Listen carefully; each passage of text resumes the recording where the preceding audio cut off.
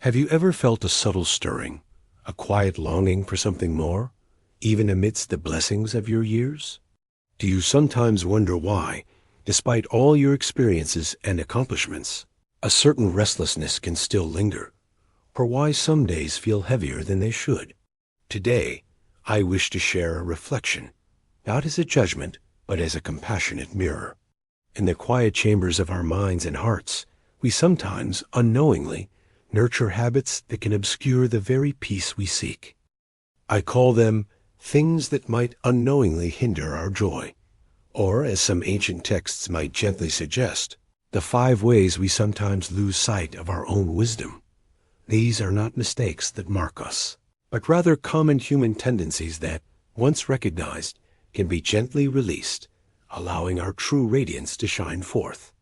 What if there was another way to look at this stage of life, not as a winding down, but as a profound opening to deeper understanding and boundless joy? Let us begin with the first tendency that can often steal our present moment, clinging to the past, especially through regret or relentless nostalgia. Have you ever found yourself replaying old moments, conversations from decades ago, or perhaps a decision you made that you now wish had gone differently? It's a natural human inclination to look back, to reminisce about the good old days, or to ponder the what-ifs. I remember a kind man named Arthur, a retired carpenter, who would often visit our monastery. He spoke endlessly of the magnificent pieces he built in his youth, the bustling workshop, the camaraderie. Yet, beneath his stories, there was a deep current of sorrow. He grieved the loss of his physical strength, the quiet hum of the saw that no longer filled his days.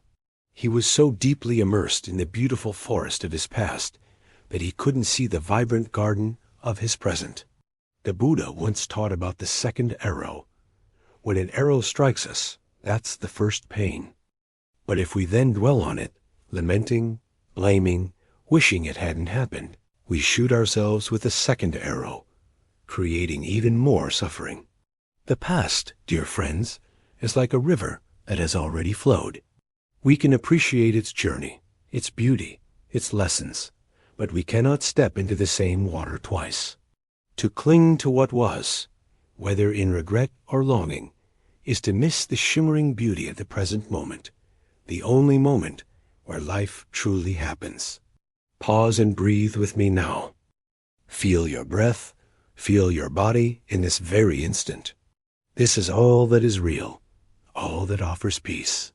The second tendency that can block our path to inner freedom is a profound resistance to change and new experiences. Do you sometimes feel a weariness at the thought of learning something new, perhaps technology, or starting a new hobby? Or do you find yourself rigidly adhering to routines, even when they no longer serve you, simply because that's how it's always been? After a lifetime of routines, of predictable paths, it's very tempting to settle into a comfortable, unchanging rhythm. But life, by its very nature, is a river of continuous transformation. I recall a woman, Eleanor, who retired from a long career as a librarian. For weeks after, she felt utterly lost, adrift. She lamented that her purpose was gone, that her useful days were over. Her resistance to imagining a new purpose, to exploring different ways to contribute her wisdom, kept her feeling stagnant and disheartened. She saw retirement not as a new chapter with blank pages to write, but as the final page of a closed book. Buddhist wisdom reminds us of impermanence, Annika. Everything changes. Our bodies change, our circumstances change, the world changes. To resist this natural flow is like trying to hold back the tide with your bare hands. It causes immense frustration and suffering. Instead, what if we saw each change, each new challenge, as an invitation to grow, to discover a new facet of ourselves? What if retirement isn't an ending, but a grand opening to exploration, to giving back in new ways, to learning that skill you always put off? But let me share a parable that might surprise you and illuminate this point further. Imagine a magnificent old tree. If it resisted shedding its leaves in autumn, it would wither and die. But by letting go, it makes way for new growth, stronger and more vibrant in the spring. The third habit that can diminish our joy is comparing oneself to others, often leading to envy or a sense of inadequacy. Have you ever scrolled through social media or simply seen an old friend and felt a pang of envy for their travels, their health, their family life, or their continued professional recognition? In this age of constant connection, it's easy to fall into the trap of measuring our own lives against the perceived perfections of others. We see only the highlight reel, never the quiet struggles or unseen burdens. I remember an elderly gentleman, Mr. Henderson, who was constantly comparing his quiet retirement to his neighbor's bustling social calendar. He felt his life was less full, less significant. He saw his neighbor's trips, his grandchildren's visits, and felt a deep sense of lack, forgetting the simple joys he had right in his own garden, the quiet moments of reading he cherished. Each of us, dear friends, is like a unique flower in the vast garden of existence. A rose does not compare itself to a lily, nor a sunflower to a violet. Each blooms in its own time, with its own beauty and fragrance. Our paths are unique, shaped by countless factors, and comparing them is like trying to fit a square peg into a round hole.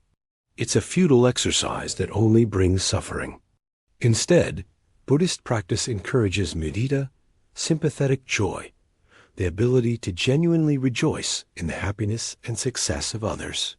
When we can truly celebrate another's good fortune, our own hearts expand, and there is no room for envy.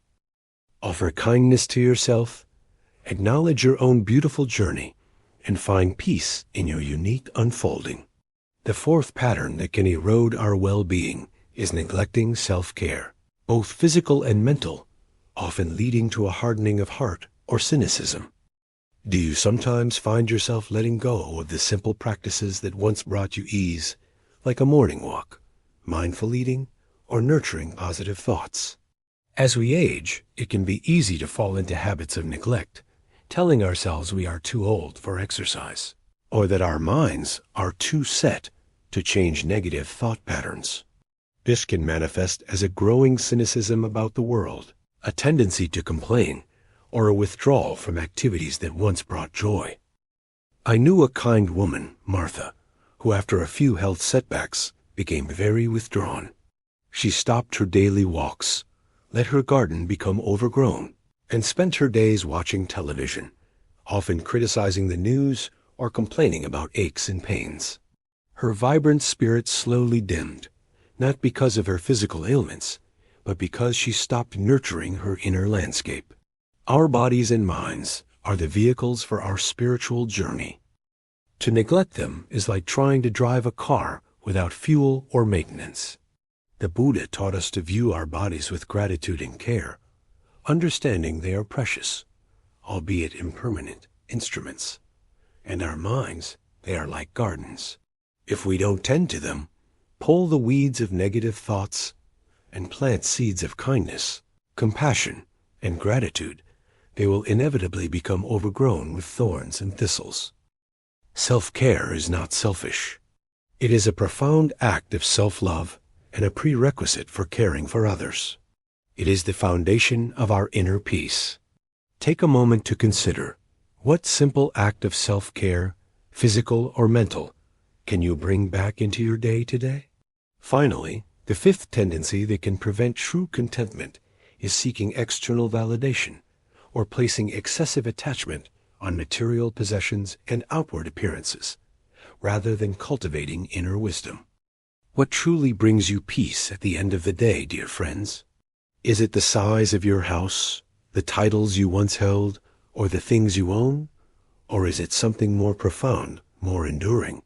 Many seniors, especially after retirement, can feel a void where their professional identity once was.